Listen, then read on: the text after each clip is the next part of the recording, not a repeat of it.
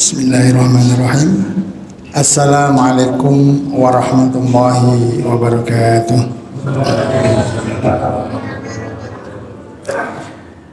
Innal hamdalillah nahmaduhu wa nasta'inuhu wa nastaghfiruh wa na'udzu billahi min shururi anfusina wa min sayyiati a'malina. May yahdihillahu fala mudilla lahu wa may yudlil fala hadiya lahu. Asyhadu an la ilaha illallah wahdahu la syarika lah wa nasyhadu anna Muhammadan 'abduhu wa rasuluh.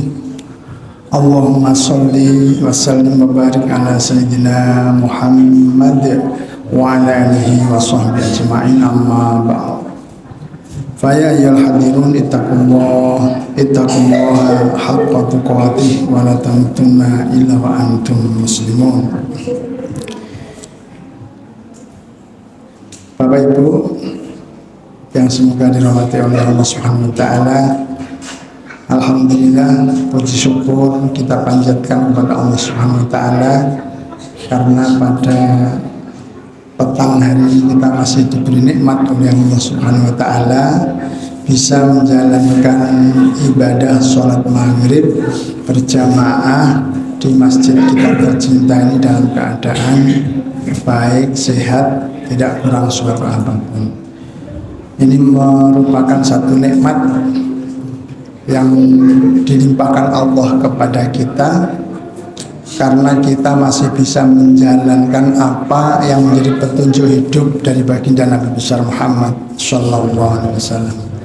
Dan salah satu kenikmatan terbesar kita itu adalah karena kita menjadi umat Nabi Muhammad yang berusaha sungguh-sungguh mengikuti sunnah-sunnahnya. Ini nikmat yang terbesar. Jadi nikmat terbesar itu nikmat diutusnya Nabi Muhammad kepada kita. Kalau kita tidak pernah mengenal Nabi, kita tidak akan pernah tahu halal haram. Kalau kita tidak pernah mengenal Nabi, kita tidak akan pernah tahu mana jalan hidup yang selamat. Kalau tidak karena Nabi, kita tidak akan mungkin memakmurkan masjid ini. Ini semua karena Nabi. Terus Nabi itu memang cahaya bagi alam semesta ini.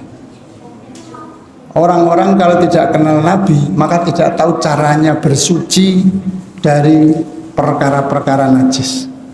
Itu semua karena Nabi.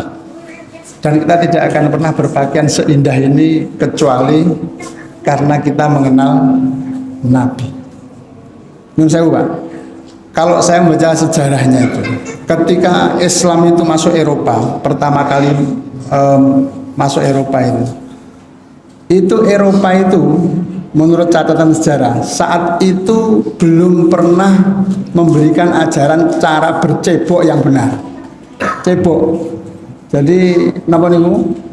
Cebok ke cawe. Cawe jadi harus cawe. Cara cebok yang benar itu aja Eropa belum mengenal. Jadi mereka belum mampu membuat jamban-jamban itu, tidak kenal. Mereka kalau buang hajat itu pokoknya. Tapi karena Islam kemudian mengatur semuanya. Jadi kandang-kandang hewan itu masih jadi satu dengan tempat tidur di Eropa ketika kaum muslimin memasuki negeri mereka. Nah, itu menunjukkan bahwa peradaban Islam sebetulnya sudah sangat tinggi, dan itu karena petunjuk Nabi besar Muhammad Sallallahu Alaihi Wasallam. Maka Nabi Muhammad ini merupakan nikmat terbesar yang diturunkan oleh Allah Subhanahu wa taala kepada alam raya ini. Sehingga ketika kita tidak mencintai Nabi, tidak mencintai sunnah Nabi, terus mboten kenal Nabi, ini rugi besar karena kita kehilangan cahaya petunjuk terbaik. Kita kehilangan cahaya petunjuk terbaik. Nah, ini baginda Nabi besar Muhammad SAW, kehidupannya merupakan kehidupan yang paling mulia yang harus selalu kita kaji, kita gali untuk kita tiru sunnah-sunnahnya, supaya kita selalu mendapatkan keberkahan dari Nabi Muhammad SAW. Bapak Ibu, alhamdulillah kita masih istiqomah nggih ngaji napa niki sirah. Ngaji sirah Nabi besar Muhammad sallallahu alaihi wasallam. Kalau ben terakhir dugi napa niku? Dugi Nabi disihir gitu. Nabi disihir oleh Labid bin Asam. Jadi ini disihir Pak. Nabi ternyata mempan sihir. Dan ini kemarin kita sudah membahas itu Pak, bahwa ketika Nabi disihir, kemudian Nabi tolongnya sampun pernah ceritanya. Sampun Pak ini. Sudah ya. Ketika sampun dugi Rasulullah kan sudah diruqyah ya. Sudah diruqyah oleh malaikat Jibril dengan Quran Mu'awwizatain. Gitu. Nah, ini sudah disihir. Sudah di kemudian ketika dibacakan ayat per ayat itu buhul-buhulnya lepas satu persatu. Kan itu jumlah ayatnya ketika digabungkan adalah 11 ayat antara Al-Falaq dan Anas. 11 ayat dan sihir yang yang dikirimkan oleh Labid yang kemarin menyihir itu kepada Rasulullah itu sejumlah 11 ikatan. 11 buhul, jadi 11 ikatan diikat, rambut Rasulullah itu diikat dengan 11 ikatan sehingga setiap ayat dibaca satu ikatan lepas, satu ikatan lepas sampai semuanya lepas. Maka kemudian ketika para sahabat tahu kondisi Rasulullah seperti ini, sahabat itu langsung mengatakan, ya Rasulullah, kita izinkan kami membunuh Labid ibn Asam itu karena dia telah berbuat maksiat. Padahal ini orang Islam ini. Jadi Labid itu sudah masuk Islam, tapi dia memang munafik. Ya, keislamannya dikatakan oleh para sejarah itu munafik. Nah, para sahabat itu kemudian begitu tahu yang menyihir Labid, wah ini gimana ini? Wong dia katanya kok menyihir, maka akan kemudian para sahabat usul untuk membunuh Labid, tapi Rasulullah melarang. Sudah, jangan-jangan. Sudah tidak usah dibunuh, nanti malah kurang bagus efeknya. Karena dalam pandangan orang-orang di luar negeri Islam, Labid ini masih orang Islam. Itu menunjukkan bahwa hukum sihir ini angel Pak. Karena sihir itu tidak bisa dibuktikan secara bukan itu yang membuktikan kan malaikat. Yang membuktikan kan malaikat Jibril, karena malaikat Jibril memberitahukan bahwa engkau orang ini lewat mimpi, orang ini disihir oleh Labid ibn Asam. Terus sihirnya ditaruh di sumur berupa rambut yang diikat, ya. Nah, maka kemudian digali. Nah, itu kan yang menunjukkan itu adalah malaikat. Dan secara hukum napa nggih? Hukum had, hukum hudud itu betul wonten. Iki hukumnya terus opo gitu loh. Karena tidak ada bukti, tidak ada bukti-bukti yang bisa digunakan untuk menuduh bahwa penyihirnya engkau, itu kan nggak bisa. Ini walaupun ada, ini pelajarannya begitu. Artinya ketika sihir itu menimpa kita, sihir itu sesuatu yang susah untuk diterapkan hukumnya, karena nggih mboten jelas. Bahkan kita tidak boleh mempercayai kata-kata ini jin, kata-kata jin yang mungkin ketika diruqyah itu terus ngaku-ngaku, itu tidak boleh. Ngaku-ngaku, oh iki kowe digawe wong kae lho sing omahe enek jambune iki lagi pentil. Coba niku namung isyarat-isyarat. Ya terus ngarepe omah enek rajeke. Bar digoleki lha akeh temen sing duwe jambu bodho pentil kabeh. Lho kok yen rajeke kabeh. Sopo iki kan itu hanya menduga-duga. Nah, ini sehingga kemudian tidak boleh mempercayai itu. Maka yang diajarkan oleh malaikat Jibril kepada Rasulullah itu adalah meruqyah. Jadi kalau kena sihir ya obatnya nggih ruqyah itu. Mudah-mudahan ruqyah itu bisa menyembuhkan, Bahkan menurut pengalaman meruqyah itu bisa mengembalikan sihirnya kepada yang mengirimkan sihir. Wallahu a'lam. Jadi ini Rasulullah SAW disihir oleh orang-orang yang tidak senang dengan Rasulullah SAW. Ini sekaligus menunjukkan bahwa orang-orang Yahudi itu tidak pernah diam mereka di dalam kota Madinah. Sekalipun mereka sudah dikalahkan melalui peperangan yang setelah perang Ahzab itu, diserang mereka oleh Rasulullah, dikepung, tetapi ternyata mereka masih melakukan makar-makar ya, dengan cara yang tersembunyi. Jadi mereka tidak mengirim santet langsung, tapi mereka pinjem tangan. Istilahnya orang Jawa ini nabok nyilih tangan. Jadi dia berharap dengan itu nanti sukses ya, berharap dengan sukses. Tapi ternyata tetap tidak sukses. Jamaah yang semoga dirahmati oleh Allah Subhanahu wa taala, di tengah kondisi yang seperti itu ya, Rasulullah SAW tetap berpandangan ke depan ya, bahwa perdamaian dunia itu lebih penting daripada peperangan. Jadi Rasulullah itu tetap berprinsip bahwa perdamaian itu lebih baik daripada harus berperang. Maka Rasulullah sebenarnya pengen sekali berdamai dengan semua suku-suku itu. Kalau suku-suku itu mau berdamai, itu lebih disukai oleh Rasulullah Sallallahu Alaihi Wasallam. Nah, kemudian bukti bahwa Rasulullah SAW itu suka damai itu adalah pada tahun berikutnya, tahun ke-7 ya, ke-7 Hijriah, itu Rasulullah SAW merencanakan untuk melakukan umroh. Jadi ini Rasulullah SAW kemudian merencanakan untuk melaksanakan umroh. Kita berhenti berperang dahulu, udah perang terus gitu. Baru perang Ahzab itu perangnya kan kuat kan ya, memerangi suku-suku ya, memerangi Yahudi terakhir ini ya. Nah, itu tidak pernah berhenti kaum muslimin berperang. Maka kemudian Rasulullah merencanakan pada tahun ke-7 Hijriah itu untuk melaksanakan umroh. Jadi melaksanakan umroh yang nanti umroh ini diikuti oleh banyak sekali peserta.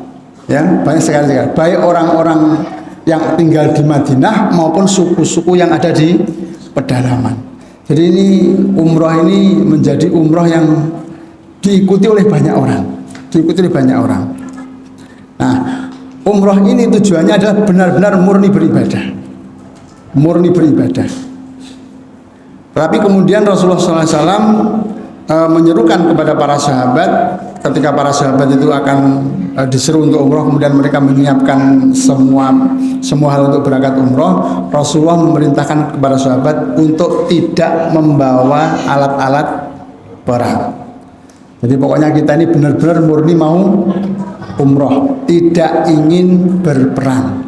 Andai kata membawa senjata, itu yang dibawa bukan senjata perang, tapi senjata untuk sekedar berburu atau mungkin sekedar bertahan dari serangan-serangan binatang-binatang buas atau serangan-serangan perompak dikala mereka terlena. Itu yang diajak oleh Rasulullah Sallallahu Alaihi Wasallam. Maka kemudian Rasulullah Sallallahu Alaihi Wasallam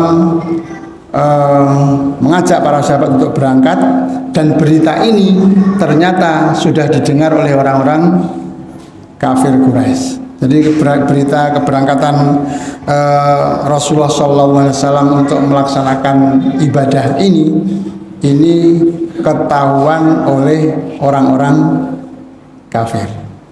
Maka kemudian orang-orang kafir ini mereka tidak ingin Rasulullah itu memasuki kota Mekah. Jadi mereka tidak ingin Rasulullah itu memasuki kota Mekah. Jenengan bayangkan ya Mbak, kita bayangkan Pak, mereka baru saja kalah telak dalam perang kemarin, perang Ahzab. Jadi perang Ahzab itu mereka kalah telak, tidak terjadi peperangan, tetapi mereka porak-poranda. Pasukan yang berjumlah 11.000 itu meninggalkan medan perang begitu saja tanpa terjadi peperangan. Sehingga kaum muslimin secara psikologis itu meningkat. Jadi kekuatan kaum muslimin di mata orang-orang Arab pegunungan itu meningkat. Sehingga banyak dari mereka itu yang ketika didatangi kaum muslim langsung tunduk.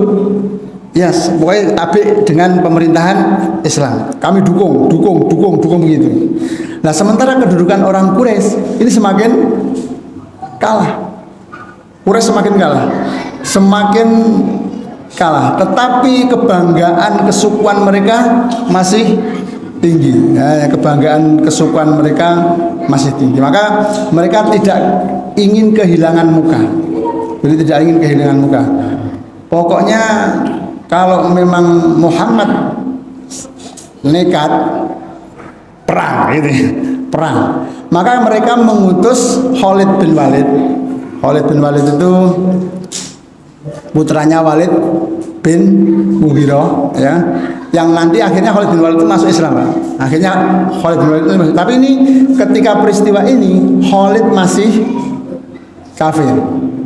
Perang Uhud masih kafir, perang Khandaq masih kafir, dan ketika peristiwa umroh ini pun masih kafir. Jadi masih kafir, Pak.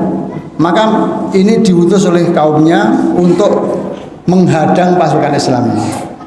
Lengkap Pak nih, Pak, dengan napa niku? Dengan pakaian perang siap memerangi kaum muslimin. Tapi Rasulullah SAW ini menunjukkan kecerdasan Rasulullah dan kecerdikan Rasulullah SAW. Rasulullah SAW ketika telik sandi Rasulullah itu mengetahui bahwa orang-orang kafir Quraisy mengirim Khalid bin Walid dengan pasukan lengkap untuk menyerang kaum muslimin, ngajak perang, maka Rasulullah SAW itu meminta untuk mencari penunjuk jalan.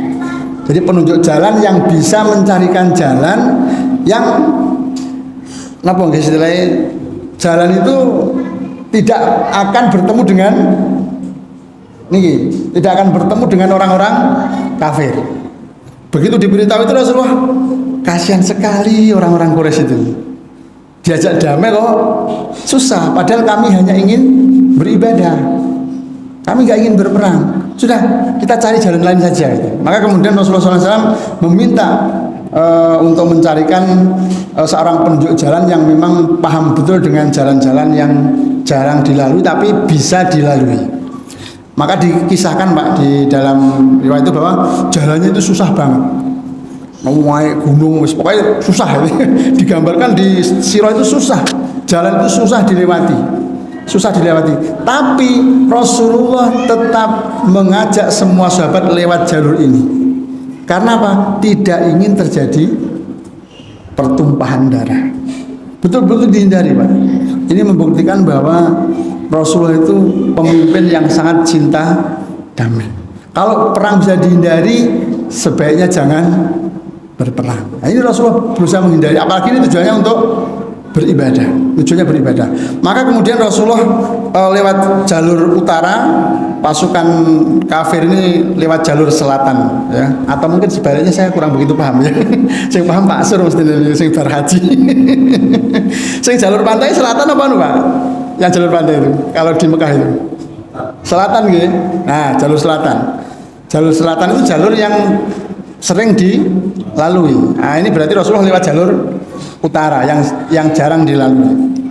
Jalur gunung, Pak. Pokoknya yang dipilih Rasulullah jalur yang gunung mendaki. Maka kemudian ketika lewat jalur yang paling tinggi itu ternyata Pak, karena banyaknya yang ikut itu sehingga menghasilkan kepulan-kepulan debu yang kepulan-kepulan debu itu terlihat oleh pasukan kafir. Muhammad sudah lolos. Jadi ternyata Nabi Muhammad sudah lolos.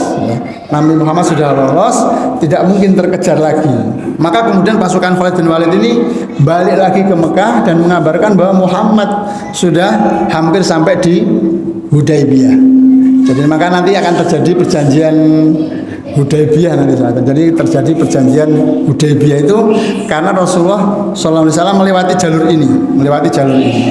Maka kemudian Khalid bin Walid mengabarkan kepada orang-orang kafir Quraisy bahwa Muhammad tidak bisa dihadang karena dia melewati jalur yang lain yang sulit. Kami tidak bisa bertemu dengan Muhammad. Sudah, terus rencananya apa kita? Pokoknya tahan Muhammad jangan sampai masuk Mekah. Jadi mereka rembukan, intinya mau ditaruh di mana muka kita.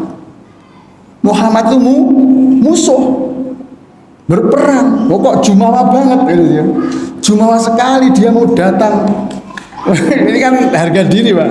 Harga diri kafir Quraisy itu. Jangan, pokoknya kita harus kirim orang supaya bernegosiasi, ya, bernegosiasi.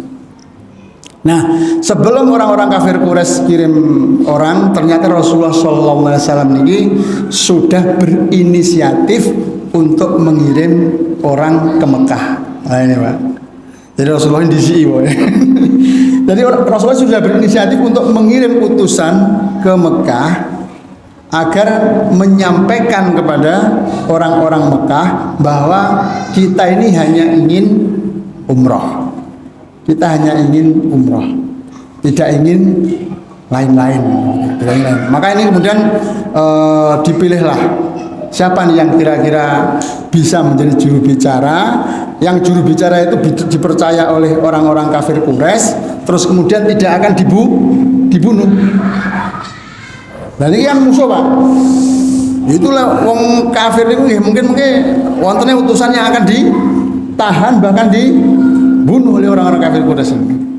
Niku Rasulullah pertama itu menunjuk Umar bin Khattab. Jadi Umar bin Khattab itu wah ini kita cocok Umar bin Khattab disunjuk itu ya. Karena Umar itu pemberani, terus pokoknya pemberani. Wong badhe hijrah mawon niku langsung nantang-nantang gitu. Sapa sing pengen anak yatim? Sapa sing pengen bojone rondo? Sesuk aku arep hijrah. Cegaten ning balik bukit. Ayo sing wani. Itu membentuk beberapa catatan buku sejarah. Itu menunjukkan Umar berani, Pak. Tapi begitu Umar mau ditunjuk jadi ini, Pak. Jadi apa niki? Jadi utusan itu, Umar langsung nolak nih. Ampun kula ya Rasulullah. Ampun kula ya Rasulullah. Ampun kula. Loh kenapa? Kenapa, Umar? Ya Rasulullah, jenengan presop ya, Mbak. Kula niki permusuhan dengan orang kafir Quraisy luar biasa. Bahkan kalau ben teng perang Uhud niku sing tukaran kali Abu Sufyan nggih kula makili jenengan. Jadi ketika di perang Uhud itu kan Umar yang disuruh oleh Rasulullah menjawab tantangan Abu Sufyan itu. Ketika tahun depan kita akan bertemu lagi di sini kan gitu. Maka yang menjawab adalah Umar bin Khattab. Yang memang itu Umar bin Khattab seurip. Berarti wong Islam kuat kan begitu. Kalau yang jauh Umar itu kan psikologinya, Umar urip, berarti masih kuat ini kaum muslimin. Nah, ini menunjukkan bahwa Umar itu memang luar biasa. Tapi pada peristiwa ini Umar tidak mau menolak Rasulullah SAW untuk menjadi duta, menjadi juru bicara lah. Pokoknya intinya memberitahukan kepada orang kafir Quraisy bahwa kita itu hanya ingin umroh. Hanya ingin umroh, tidak akan berperang. Dan Rasulullah kemudian menunggu. Maka kemudian di tempat itulah terjadi diskusi. Umar mboten purun. Begitu Umar mau siapa ini yang kira-kira bisa? Umar niku langsung ya Rasulullah lek kula usul Utsman mawon ya Rasulullah. Utsman mawon sing bidal teng Mekah. Karena pertama, Utsman itu tidak punya musuh seperti saya. Yang kedua, Utsman itu sangat dihormati orang-orang Mekah. Kemudian yang ketiga, marganya Utsman di sana banyak.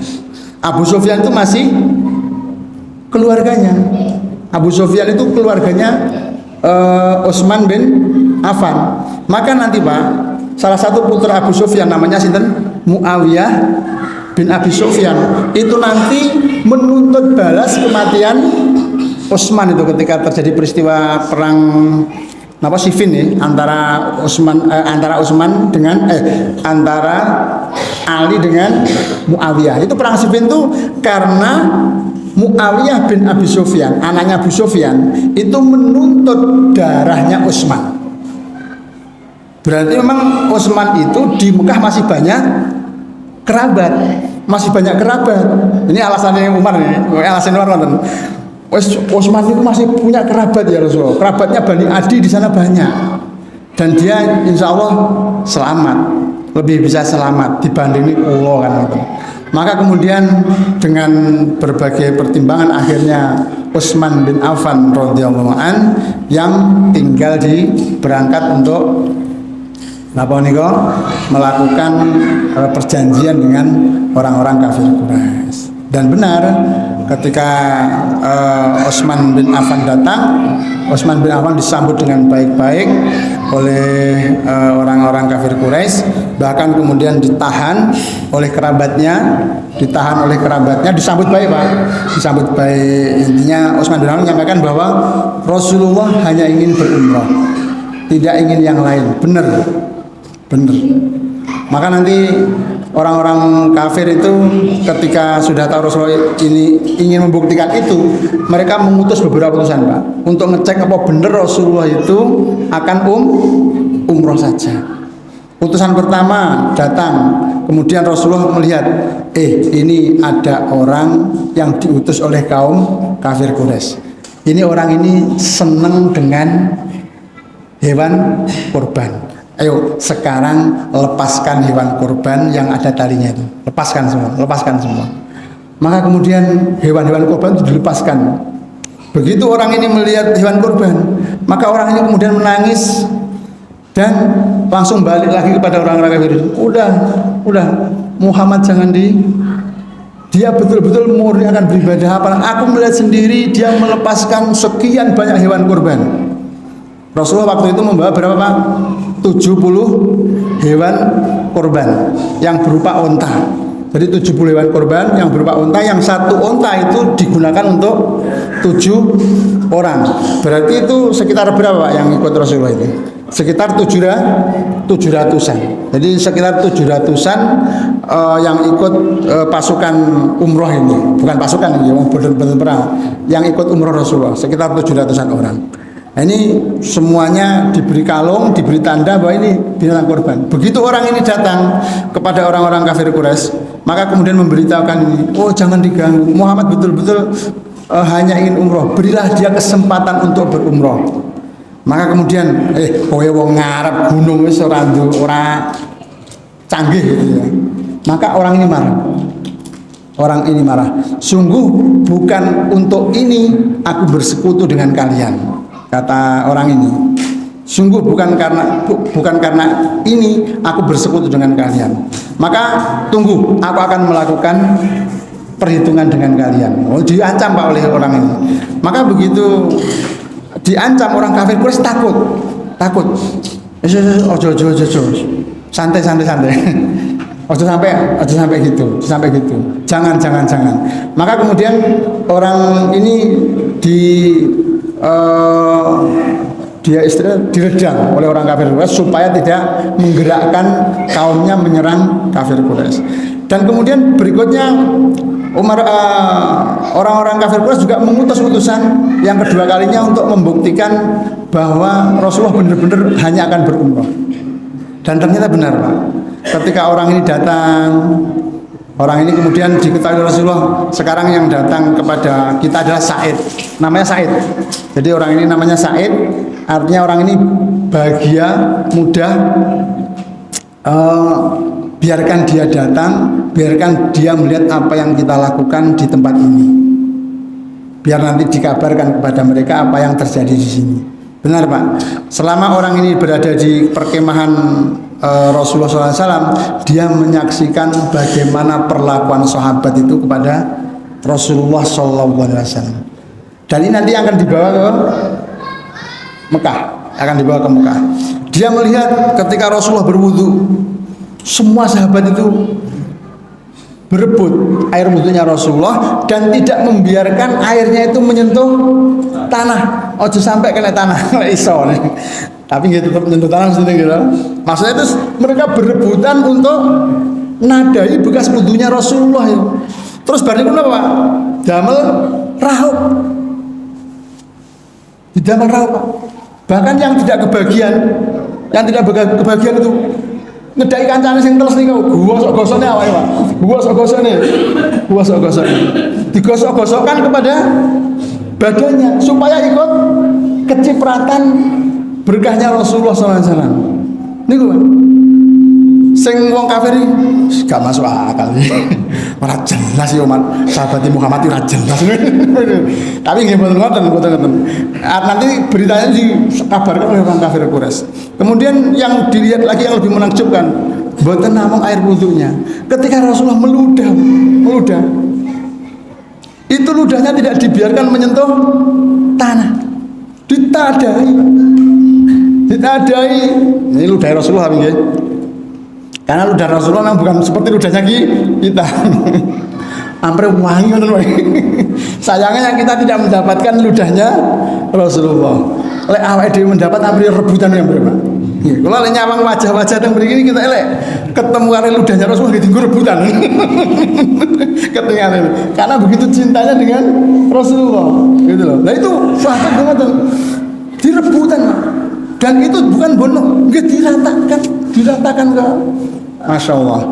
Itu yang dilihat oleh orang-orang kafir ini, orang kafir utusan Said yang bernama Said ini. Maka kemudian utusan ini balik ke Quraisy dan mengabarkan, aku orang nonton uang sing dihormati koyok Muhammad dihormati sahabatnya. Jadi dia melihat, dia pernah ke Romawi, pernah ke Persia, tapi tidak pernah melihat penghormatan rakyat Persia dan Romawi terhadap rajanya melebihi penghormatan sahabat terhadap Rasulullah SAW. Pundi wonten raja sing idu terus dinggo mboten wonten to? Mboten wonten, Pak. Niku namung Rasulullah. Nah ini Rasulullah SAW berarti menunjukkan memang begitulah penghormatan sahabat terhadap Rasulullah SAW, berkahnya Rasulullah. Maka berita ini dibawa kepada orang-orang kafir Quraisy, diberikan gambaran. Aku nonton wudu di rebutan, air ludahnya di rebutan. Geleng-geleng Pak, geleng-geleng. Orang kafir Quraisy, wes biarkanlah. Udah, nggak bisa. Pokoknya Muhammad jangan sampai masuk. Kita bikin perjanjian. Maka kemudian tadi ketika Utsman bin Affan datang kemudian melakukan perjanjian, mereka mengatakan kepada Utsman, kami itu ya boleh Muhammad, kalian tuh boleh umroh, tapi jangan tahun ini. Tahun depan aja. Tahun depan ya. Wes, boleh. Tapi jangan tahun ini. Tahun depan boleh melakukan umrah. Sampaikan nanti kepada Rasulullah. Maka kemudian itu intinya Pak. Intinya bahwa orang-orang kafir Quraisy boleh Rasulullah SAW umroh tapi tidak tahun ini. Karena tahun ini mereka sedang rodok pegel habis peperangan yang kemarin itu. Jadi mereka masih memendam itu dan mereka tidak ingin harga dirinya itu terinjak-injak. Paling tidak mereka tahun ini bisa menahan Nabi dulu. Kalau bisa menahan Nabi, berarti wong Quraisy duwe harga diri. Buktinya apa? Muhammad tidak jadi umroh. Maka kemudian ini disampaikan kepada Utsman bin Affan, akan disampaikan kepada Rasulullah SAW. Biidnillah. Setelah itu Utsman bin Affan mau kondur, mboten pareng teng kerabaten itu. Saya tahu Utsman kangen to karo awakmu ngoten. Ya wong dulur-dulur kathah kangen akhirnya ditahan. Sahabat Utsman ditahan, tidak boleh kembali ke Rasulullah dulu. Saya tahu ning kene sik. Wis dikon mampir dulure akeh. Nah, ketika itulah maka kemudian yang menunggu zaman ini kan dereng wonten HP, dereng wonten apa? Nggih, pokoknya nggih dereng wonten alat komunikasi. Lek saiki kan aku urung iso balik. Soale iki sik ditahan siwa-siwa, pali-pali misalkan kan saged. Nah niki mboten, karena enggak ada komunikasi, Rasulullah nunggu dangu, para sahabat nunggu dangu, mereka kemudian punya dzon karena tidak ada wahyu. Mereka kemudian berkesimpulan, wah Utsman kok urung balik-balik, ojo-ojo Utsman dibunuh. Ojo-ojo Utsman dibunuh. Maka kemudian Nging. Nah niku. Maka kemudian terjadilah yang namanya perjanjian Bai'atur Ridwan. Bai'atur Ridwan. Jadi para sahabat itu kemudian menggantungkan senjata-senjatanya di bawah pohon Ridwan yang kemudian mereka di situ bersumpah mati nuntut darah Utsman bin Affan. Karena menurut perdugaan mereka Utsman tidak balik-balik itu pasti dibunuh. Ini kesimpulan itu, pasti dibunuh. Maka kemudian Rasulullah mengumpulkan para sahabat dan kemudian mereka berbaiat di bawah pohon yang namanya Bai'atur Ridwan. Ini semua sahabat yang berbaiat di bawah pohon itu dijamin surga. Dijamin surga, diabadikan di dalam Al-Quran. Ini pun nuntut balas Utsman bin Affan. Nah, pripun proses Bai'atur Ridwan dan seterusnya, insya Allah akan kita teruskan pada pertemuan berikutnya karena sampun telas. Jadi ini sampai sini Pak. Utsman bin Affan belum kembali, maka nanti terjadi Bai'atur Ridwan. Seperti apa Bai'atur Ridwannya? Intinya pokoknya menuntut balas Utsman bin Affan. Dan karena baiat inilah nanti orang-orang kafir itu ketakutan akhirnya nanti menyuruh utusan cepet balekno Utsman utusan kita untuk mengklarifikasi bahwa Utsman aman. Wedi Pak, orang-orang kafir itu takut dengan Rasulullah dan 700 orang sahabat yang tidak membawa alat-alat perang. Mungkin ini yang sakit kita tambahkan untuk pertemuan kita pada malam hari ini. Intinya bahwa Rasulullah SAW ketika sudah menetapkan satu tujuan, betul-betul satu tujuan itu harus tercapai. Andai kata dihalangi, Rasulullah akan berusaha mencari jalan yang aman untuk mencapai tujuan itu. Jangan sampai nabrak perkara yang akan menimbulkan masalah baru. Itu pelajaran penting untuk kita ketika akan mencapai satu tujuan baik. Tidak harus nabrak, berarti harus mencari cara-cara yang elegan, cara-cara yang aman. Maka yang sakit kita tambahkan, mungkin manfaat, dan mari kita akhiri pengajian kita pada sore hari ini dengan baca hamdalah. Alhamdulillahirabbil alamin. Subhanakallahumma wa bihamdika asyhadu an la ilaha illa anta astaghfiruka wa atubu ilaik. Wassalamualaikum warahmatullahi wabarakatuh.